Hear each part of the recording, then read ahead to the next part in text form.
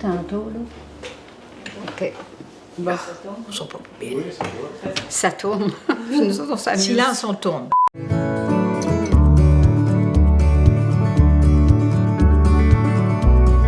Moi, c'est Priscilla Poirier.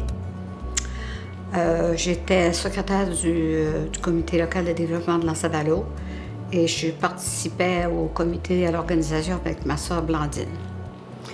Moi, je suis Blandine Poirier. J'ai été la présidente du comité local de développement de l'Anse-à-Valo qui a débuté en 1992, le 3 août 1992. J'avais besoin d'une bonne secrétaire pour transcrire les lettres, puis parce que moi, j'écrivais pas bien, mais elle avait une main de maîtresse d'école. Quand on a décidé de faire le comité, là, premièrement, on a été visiter le site de Pointe-à-la-Renommée. On est arrivé au site cher, c'était des déchets. Ça fait qu'on a dit, il y a quelque chose à faire. Le site est tellement beau, c'est l'immensité, la mer, puis la montagne. Mais entre-temps, on travaillait tout le temps pour aller chercher le fort à Québec. C'était une aventure assez grandiose. On avait dit on se donne 5 ans. Puis c'est pour ça que je dis qu'elle a tellement écrit. Je pense qu'elle a eu une tendinite.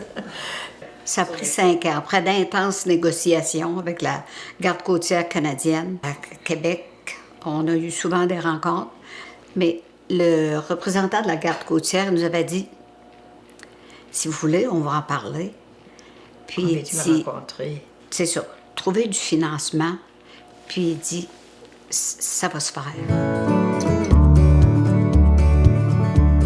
C'est d'abord rapatrier un joyau de notre patrimoine gaspésien, le fort qui était parti en 1960 et... En 1957 qui est parti d'ici. Oui.